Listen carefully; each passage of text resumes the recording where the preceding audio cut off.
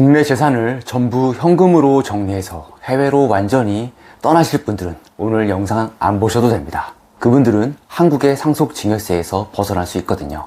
하지만 한국에 있는 내 빌딩은 보유하다 자식에게 물려주고 싶고 나중에 나이 들면 다시 한국 돌아와 살고 싶다라고 생각하시는 분들, 여러분들이 국세청의 1순위 타겟입니다.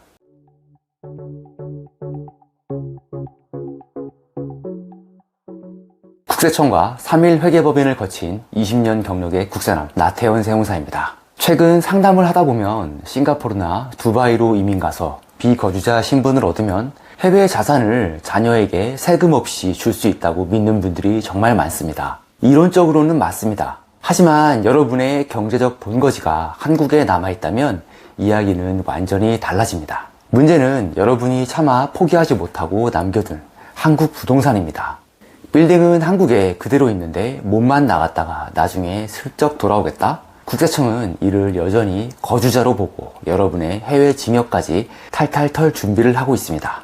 오늘 대법원 판결을 통해 그 무서운 진실을 파헤쳐드리고 한국 건물을 지키면서도 안전하게 승계할 수 있는 탈출구, 국내 가족법인 전략까지 소개해드리겠습니다. 국세청이 여러분을 비거주자로 인정해주는 기준은 단순히 영주권이나 183일 체류가 아닙니다.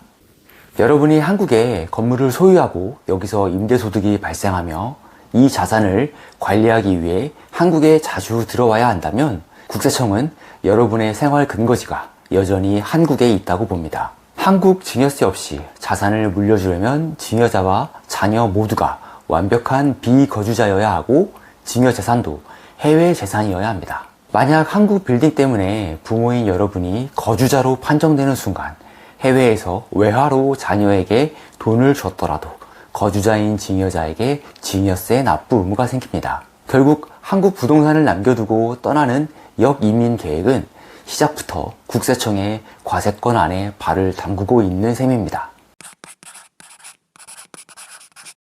실제 대법원 판결은 역이민을 꿈꾸는 분들에게 아주 차가운 경고를 날립니다. 자세한 원문은 고정 댓글 링크 국세남 블로그를 참고해주세요. 피상속인은 캐나다로 이주해 영주권을 얻고 살았지만 한국에 100억대 부동산을 남겨두고 임대업체를 설립해 운영했습니다. 대법원의 판단은 피상속인은 캐나다에서 별다른 소득 활동이 없었고 주된 자산 관리 장소가 대한민국이었다. 따라서 자산 관리와 직업 활동을 위해 한국에 머물러야 할 필요성이 충분하므로 이 사람은 한국 거주자다 라고 판결했습니다. 결론은 단순히 외국에 산다는 사실보다 국내 자산과 관련하여 생활의 근거가 국내에 있는 것으로 볼 수 있느냐가 거주자 판정의 핵심입니다.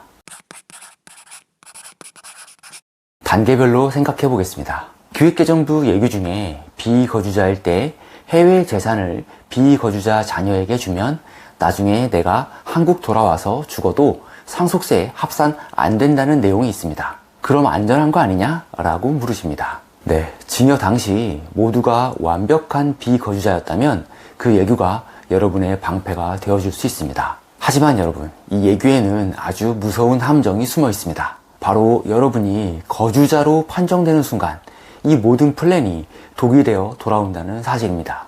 한국에 빌딩을 남겨두고 떠났다면 앞서 보신 대법원 판례처럼 국세청은 그 빌딩을 근거로 여러분을 거주자로 몰아갈 것입니다.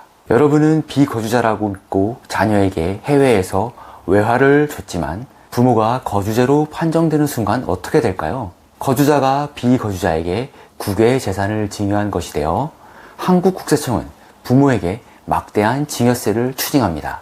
또한 해외 자산 증여가 문제가 아니더라도 한국에 남겨둔 빌딩은 시간이 갈수록 가치가 가파르게 상승합니다. 역이민에 돌아왔을 때 그 빌딩은 거대한 상속세 덩어리가 되어 있을 것이고 상속인인 자녀들은 현금이 없어 건물을 제값도 못 받고 팔아야 하는 비극을 맞이하게 될 것입니다. 결국 한국 빌딩을 움켜쥔 채 떠나는 이민은 여러분의 비거주자 신분 자체를 위태롭게 만들 수 있고 해외 증여 자산까지 세금 타겟으로 만드는 최악의 시나리오가 될 수 있습니다.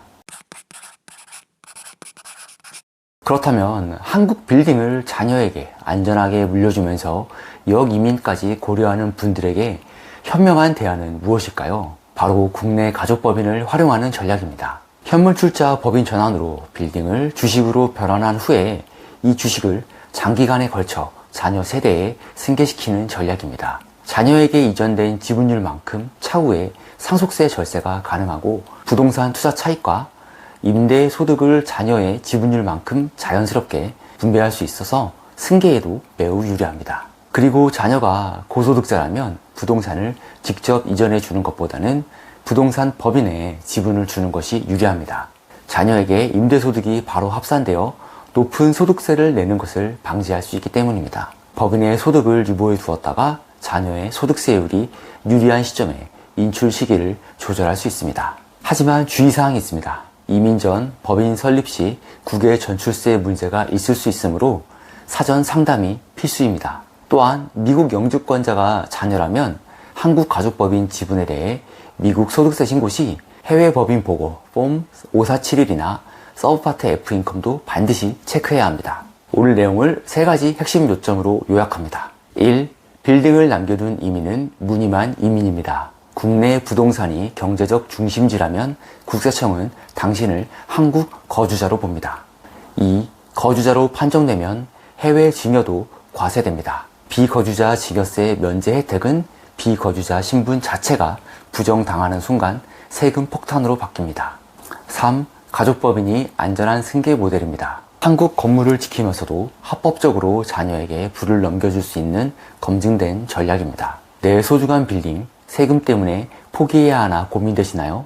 역이민을 염두에 두고 계신다면 이제 여러분의 자산 구조를 가족법인 체제로 전환해야 할 때입니다. 구체적인 본인 상황에 맞는 가족법인 설계가 필요하시다면 아래 고정 댓글의 링크를 통해 상담을 신청해주세요. 20년 경험의 국사남이 여러분의 빌딩과 해외 자산을 동시에 지킬 수 있는 역이민 빌딩 승계 플랜을 짜드리겠습니다. 오늘 영상이 유익했다면 구독과 좋아요 부탁드립니다. 국세청과 3일 회계법인을 거친 20년 경력의 국사남 나태현 세무사였습니다. 감사합니다.